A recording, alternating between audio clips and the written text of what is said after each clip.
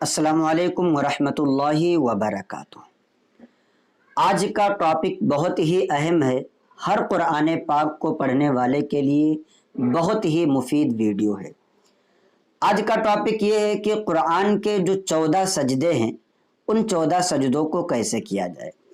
14 सजदों को करने का तरीक़ा क्या है, क्या हम एक साथ 14 सजदे भी कर सकते हैं या अलग अलग हमको 14 सजदा करना पड़ेगा।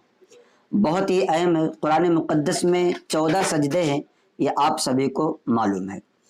जब हम कुरान पढ़ते हैं तो कहीं कहीं पर लिखा होता है अस-सजदा या सजदा, तो जहाँ पर भी आपको सजदा लिखा हुआ दिखाई दे इसका मतलब ये है कि वहाँ पर आपको सजदा करना है।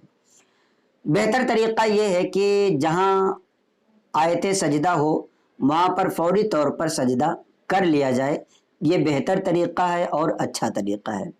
लेकिन अगर कोई कुरान की तिलावत कर रहा है, ऐसी जगह कर रहा है जहाँ पर सजदा करना मैसर नहीं है, या उस वक्त फ़ौरन ही सजदा नहीं करना चाहता और ये चाहता है कि पूरा कुरान मुकम्मल हो जाए उसके बाद हम सजदा करें, या आधा कुरान हो जाए तो आधे कुरान का जो सजदा एक साथ कर लेंगे और आधे कुरान का सजदा एक साथ कर लेंगे, तो ये सूरतें भी ठीक हैं, इसमें किसी तरह का कोई हरज नहीं है। आयत सजदा का करना वाजिब है। अगर सजदा कर लिया तो उसको कोई गुनाह नहीं, और अगर सजदा ना किया, उसको छोड़े रह गया, ज़िंदगी भर में कभी ना किया, तो ऐसे सूरत में वाजिब को तर्क करने की वजह से गुनाह पाएगा। तो सजदा का जो सिंपल तरीक़ा है वो पहले मैं आपको बता देता हूँ, फिर उसके बाद कुछ मसाइल जो सजदा के लिए, आयत सजदा के लिए बहुत ही ज़्यादा अहम है, उनका भी जानना आपके लिए ज़रूरी है। आयत सजदा का जब सजदा आपको करना हो, जिसे सजदे तिलावत कहा जाता है, तो जैसे कि कुरान की तिलावत कर रहे हैं और आयत सजदा आया, आप खड़े हो जाइए और अल्लाहु अकबर कहते हुए सीधे सजदे में चले जाइए। सजदे में जाने के बाद सजदे की तस्बीह कम से कम 3 मरतबा पढ़े और उसके बाद फिर अल्लाहु अकबर कहते हुए सीधे खड़े हो जाइए। ये आपका सिंपल सा सजदे का तरीक़ा है।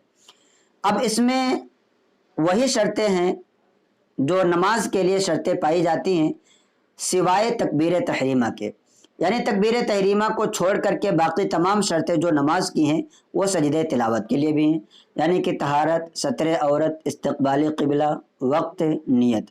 तो जाहिर सी बात है जब तक आप पाक नहीं होंगे आप सजदा नहीं कर सकते हैं, है ना। सत्र औरत का भी पूरा आपका जो जिस्म है उसका ढका हुआ होना ज़रूरी है। मर्द का जो सत्र औरत है, औरत का जो सत्र औरत है, उसका पूरा ढका हुआ होना ज़रूरी है। क़िबला की तरफ मुँह करके ही आपको सजदा करना है, दूसरी जानिब मुँह करके आयत सजदा का ये सजदे तिलावत नहीं किया जा सकता। तो ये चीज़ें आपको ध्यान में रखना चाहिए। और इसी तरीके से अगर कोई 14 सजदे एक साथ करना चाहता है तो उसका भी तरीक़ा यही है कि खड़ा हो जाए, अल्लाह अकबर कहता हुआ सजदे में जाए, सजदे की तस्बीह पढ़े और फिर अल्लाह अकबर कहता हुआ खड़ा हो जाए। सिंपल सा तरीक़ा। और बहुत सारे लोग अल्लाह अकबर कहते हुए कानों तक हाथ ले जाते हैं और फिर अपने नाफ के नीचे हाथ बांधते फिर सजदे में जाते हैं, तो इसकी कोई ज़रूरत नहीं है, ना तो इसका कहीं पर हुक्म है और ये लोग गलत फहमी में मुब्तला होकर के करते हैं। इसमें तकबीर तहरीमा नहीं है, सिर्फ अल्लाह अकबर कहते हुए आपको सजदे में जाना है और फिर सजदे की तस्बीह पढ़ करके खड़े हो जाना है। इसी तरीके से नहीं कहा और सजदे में चला गया तो ऐसी सूरत में भी उसका सजदे तिलावत अदा हो जाएगा।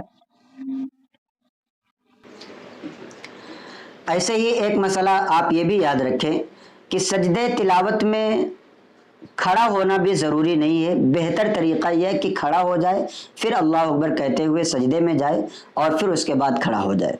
कोई शख्स बैठे बैठे कुरान की तिलावत कर रहा था, आयत सजदा उसके सामने आया और उसके बाद वो अल्लाह अकबर कहता हुआ सजदे में चला गया और फिर बैठ गया, ना तो पहले खड़ा हुआ ना ही बाद में खड़ा हुआ, तो भी उसका सजदे तिलावत अदा हो जाएगा। बेहतर तरीक़ा यह है कि सजदा से पहले भी खड़ा हो और सजदा के बाद में भी खड़ा हो। एक मसला आप ये भी याद रखिए कि एक ही जगह पर एक ही आयत को कई बार पढ़ा जाए, यानी कि जैसे कि 9वां पारा है उसमें एक जगह सजदा है और उसी आयत को बार बार एक ही मजलिस में पढ़ा जा रहा है, तो ऐसी सूरत में ऐसा नहीं कि जितनी बार पढ़ेगा उतनी बार उसको सजदा करना पड़ेगा, बल्कि एक ही मजलिस में अगर हज़ारों बार भी पढ़ेगा तो उसे एक ही मर्तबा सजदा करना होगा।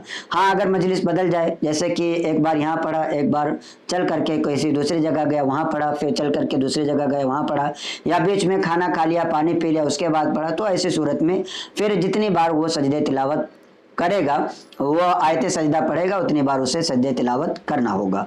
تو یہ سارے طریقے اور مسائل تھے جو میں نے آپ کے سامنے بیان کرنے کی کوشش کی ہے۔